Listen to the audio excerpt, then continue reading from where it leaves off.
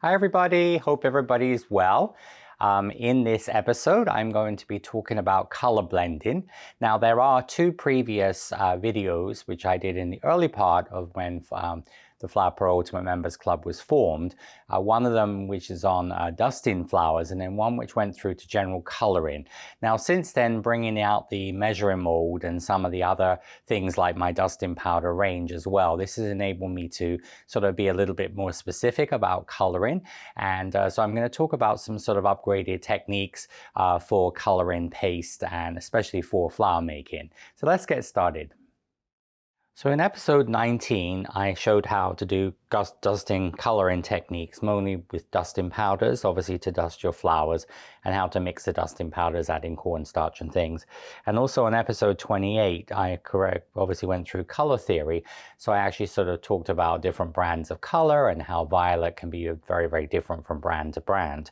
So this is just as obviously expansion because later on we introduced the measuring mold for air drying clay, but I'm just going to explain about obviously converting that to paste, as a lot of you ask questions about particular colors like eucalyptus and colors like that, about achieving those colors.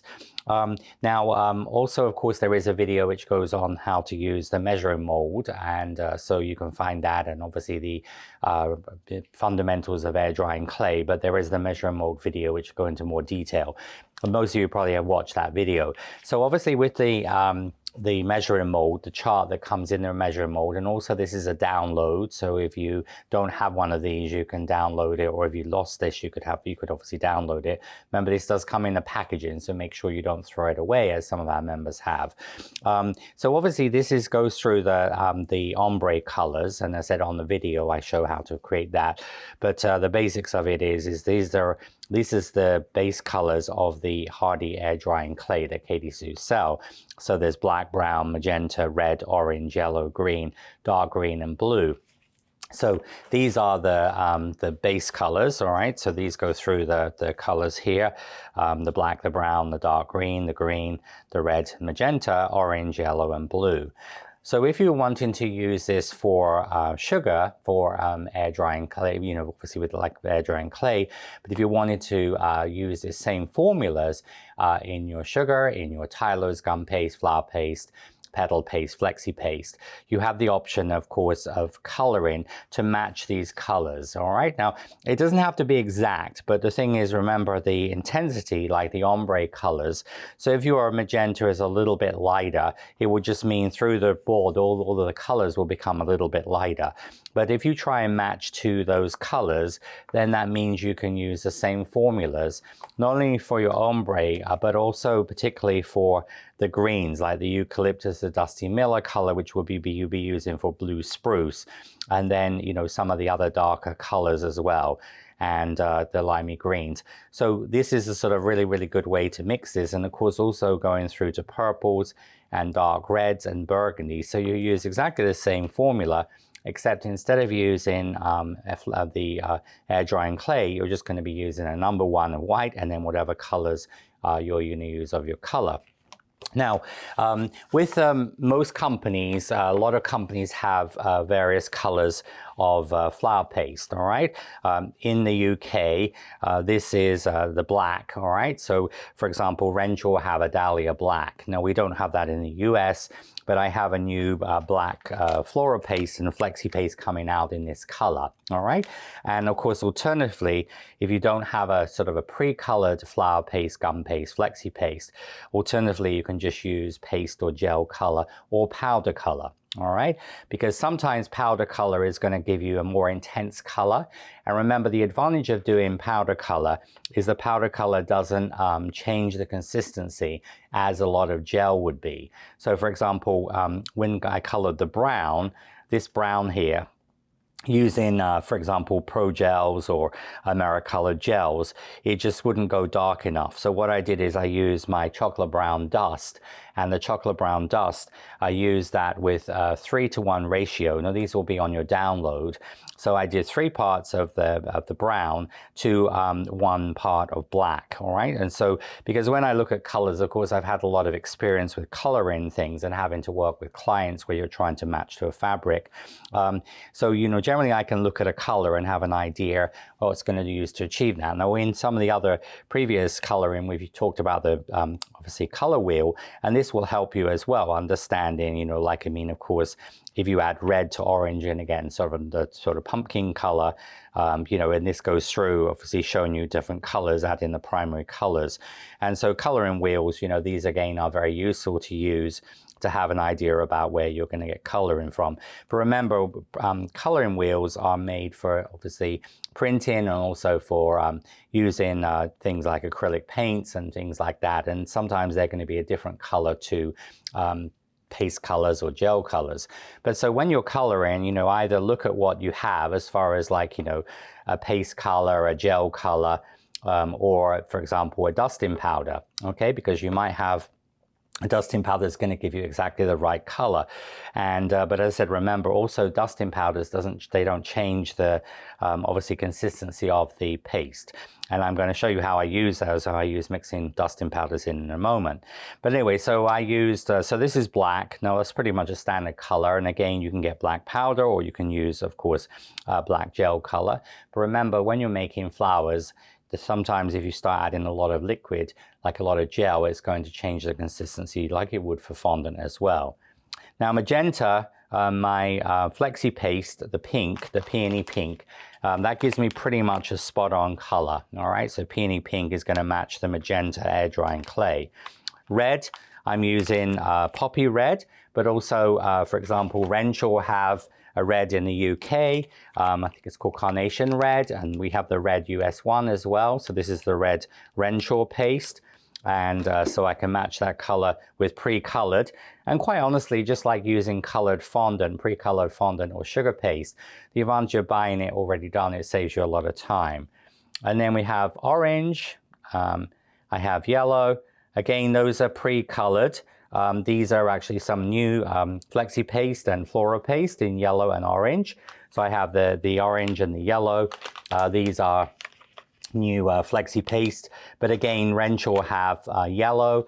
Now there's lots and lots of companies that do pre-colored sugar paste, and obviously also petal paste or flower paste, gum paste, you know. So for example, in the UK, Squire's Kitchen, they do pre-colored, obviously petal paste, gum paste, flower paste. Also, you know, Satin Ice have pre-colored gum paste. Now, of course, some of the pre-colored gum paste is not going to be as intense. Like, for example, the Renshaw pink that we have in the US is more of a pale pink. It's very much like about that sort of color, that sort of shade out of the pack. So that really is not strong enough to use as a pigment, which you're going to then add white to. So, you know, some brands are going to have more intense colors, but these really saturated colors, the nice thing about these is when you add them to white to make a paler version. Now the green, I just used a standard leaf green. All right, so this is just a, you know, standard leaf green, like for most brands of leaf green are going to be pretty much the same. And now dark green, this is a new flexi paste, flora paste in a holly green, but it's not quite dark enough. So again, I can see from here, because this is more of a military green, so it has some black in it, all right? So again, what I've done there is I've used 2 parts of green, holly green. And again, there are other brands, you know, like Renshaw have a darker green, also Squire's Kitchen in the UK. And so you'd use 2 parts of the green, a dark sort of holly green color, and 1 part black. All right, so I just combine green and black paste, but of course, when you do that, you can use a digital scale. So you can use a digital scale. This is, remember, the high precision scale we've talked about before.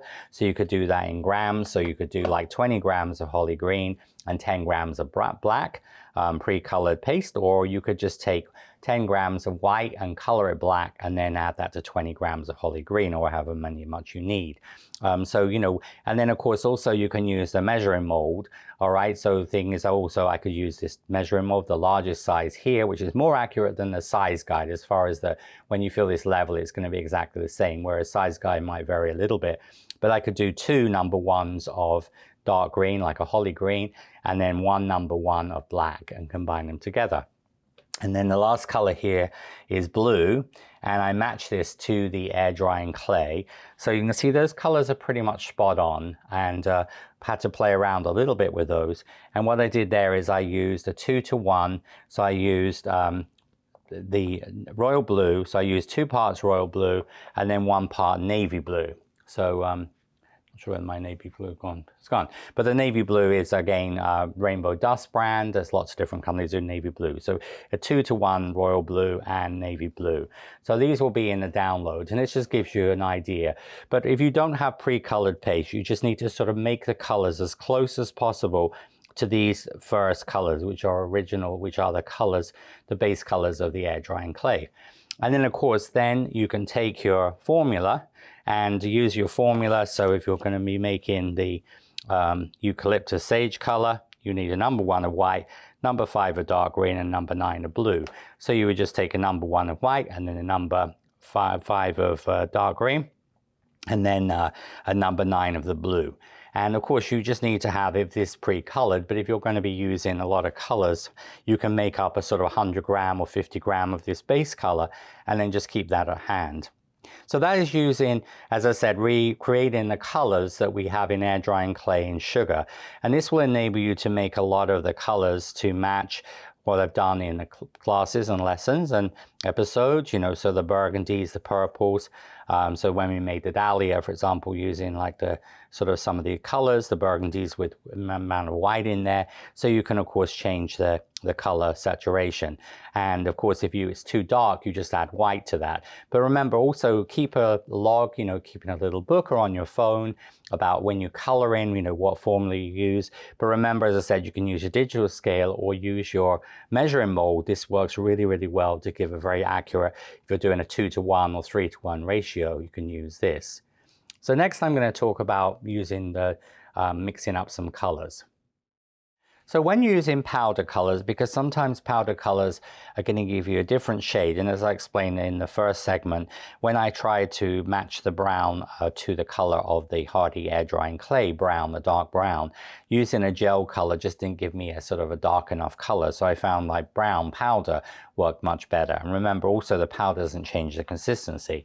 Now, for example, this is the color of the year. This is the 2022 color of the year, which is called Very Peri, obviously periwinkle. And so see, this is going to give you me an exact match. So sometimes you might have dusting powders that are going to give you a better match to your color than gel or paste colors. Now, of course, dusting powders, this can be used in royal icing. So if you're going to be doing, for example, 2022, this will be a very popular color for weddings.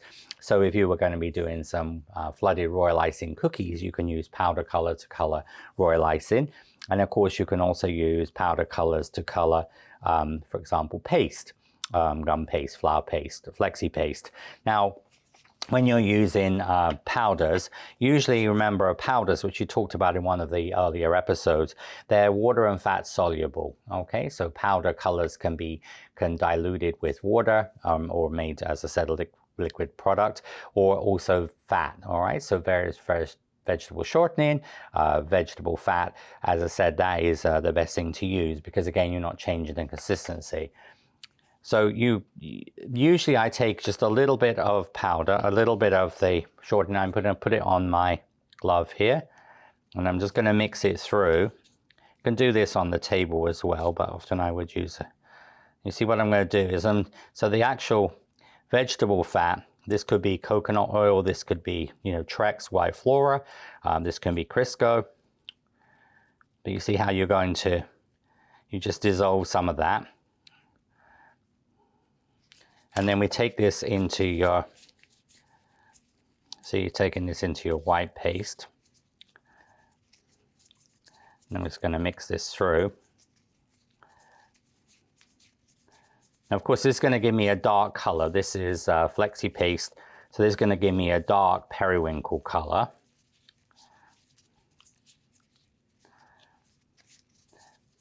But you see, this is going to give me my base color. And then once you've got your base color, you can take your gloves off. And of course you could then take some white. So this is darker. And of course this is, as I said, a little bit darker than actually but you see it's pretty much close, spot on as far as the color goes. But if you were using this for delphiniums or flowers, or you wanted it a little bit lighter, of course you could do this with your, so I can try, for example, like a 1:1. Remember, this is the digital scale. Remember, this is a high precision scale, which we talked about in some episodes before. But so you, for example, you can go right down. I mean, you can go to like a 1. See, it's 0.7 of a gram, and then 0.8. So that's 1 gram. Okay, and that's the sort of usually the smallest I would use. And then I will take, for example, 1 gram of the periwinkle base.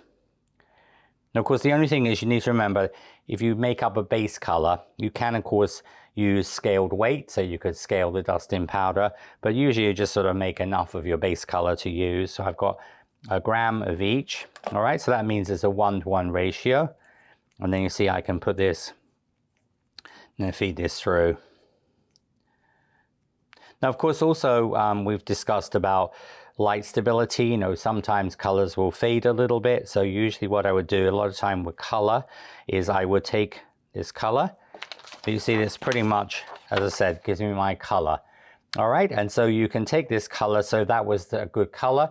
If, for example, it was again too dark, you could go another one, you could do a 2:1 ratio. So you could do 2 grams of white, or again, using the measuring mold, you could use like one of the sizes, like a number 1 or a smaller version, and that will be exactly the same. So if you don't have a digital scale, you can use that. And of course, make sure you keep this base color. And that sort of is the way we would use, for example, the dust-in powder. So powder colors can be used for royal icing. Now, when you put the powder in royal icing, you don't have to dissolve it, because obviously the royal icing is a softer consistency, and you're just going to put that into the royal icing. But that is how we use dust-in powders or powder colors. And of course, as I said, the brown was a really good color. But also when you do colors like black and red, the advantage of using a powder color is it's not going to change the consistency like a gel color will. Now remember, in each of the Flower Pro volumes, 1, 2, 3, and 4, I obviously have some information about the coloring. And of course, book number 4, the coloring mold, the measuring mold, came out before the launch of book 4, so we obviously focused on that in there as well. But this talks a lot about you know, using the different gel colors, and of course with especially like the winter foliage mold, I used a lot of as I said, natural greens, and I referenced color, and these are actually 2 of my very favorite colors I use. These are Wilton brands, so they're available worldwide, but this color especially, the juniper green, this gives a very nice gray-green color. And this is the color I use for the juniper in book number 4 with the winter foliage mold.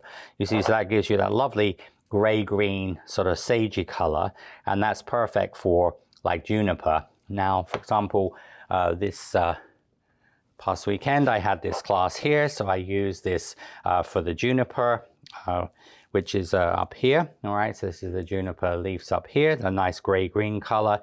And you see I've also used the juniper with adding some turquoise color for the blue spruce. So when I made the blue spruce, what I did is just use the juniper, and then I just added some of the Pro Gel turquoise, or you could use like an aqua color, you could use a teal color.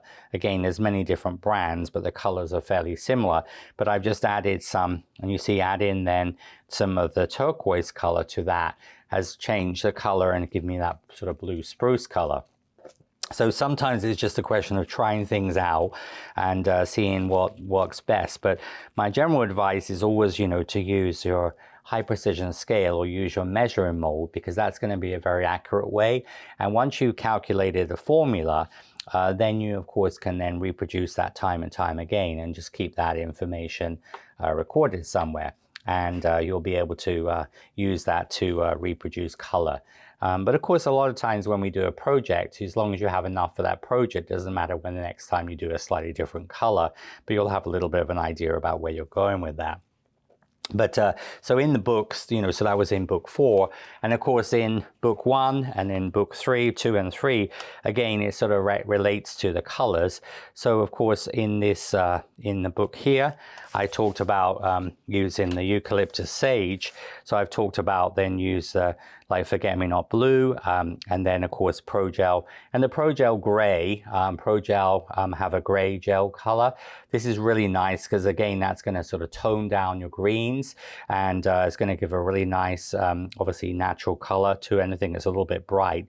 But then you're going to, but you can use of course also the different greens. And you see, like in the US, we have an FDA compliant range of Pro Gels. So this is turquoise. In the UK, the range is a lot larger. They have a sea green, which is almost a greeny blue color. It's almost in between a green and a blue. That's a really nice color as well to use for a lot of the foliage. So really it's just a question of like trying what you have and make a dark base color and then add that to the white. And that's got, of course, got all of your colors in here as well. Now, again, I have talked about this briefly before, but, you know, then there's also many companies. This is a download from Renshaw. This is a fondant download, but the thing is, this can also be used for when you're doing flower paste, petal paste, gum paste as well. And it sort of shows you the colors. Again, these darker colors, obviously the circles there, that is showing the actual color. So the orange, the red, the pink, the green, bright green, the colors that we have. And then again, you know, see, like obviously here, talking about red, you know, sort of you do 20 to 1, that would mean that you would do like 20 grams of red and then 1 gram of blue. You're going to get that lovely color there. If you use 20 grams of red, 20 parts red, 1 part of black, you're going to get this sort of more of a burgundy color. So these can work very well as well. So many of these companies, fondant companies, have this type of download. And although these are designed for sugar paste or rolled fondant, these work really, really well for also flower paste and petal paste and even royal icing. Because if you wanted to make, for example, like an emerald green color for say like St. Patrick's Day there, you then just use that as your guide, you see? And so you can use your 20 to 1. And so again, you will color your royal icing, for example, to that color, and also a little bit of royal icing to that color, and then mix the two together. And then of course you will get this lovely color. Okay, so these can be used for royal icing on cookies, and the purples and aqua colors as well.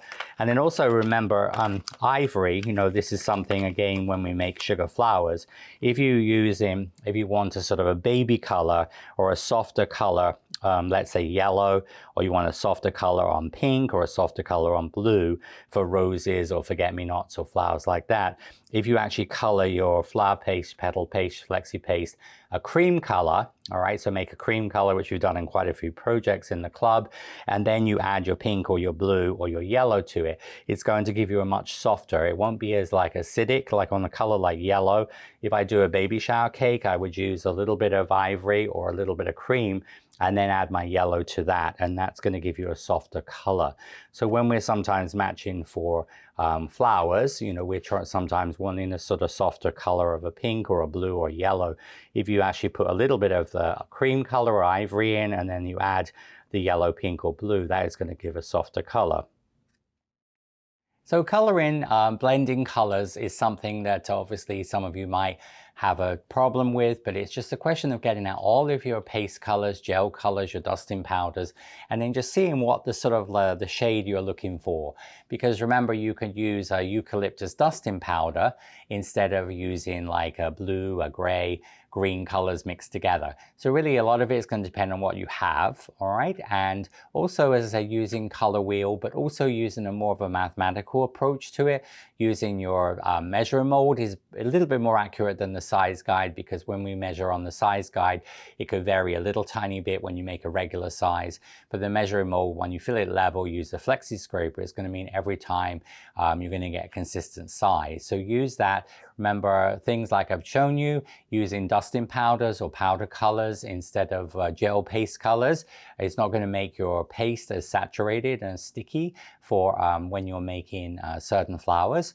Also, of course, matching your air drying clay colors like I started off with in the beginning, that's a great way of being able to match all those ombre colors in the chart and also the customized colors as well. So until next time, sweet wishes, see you soon.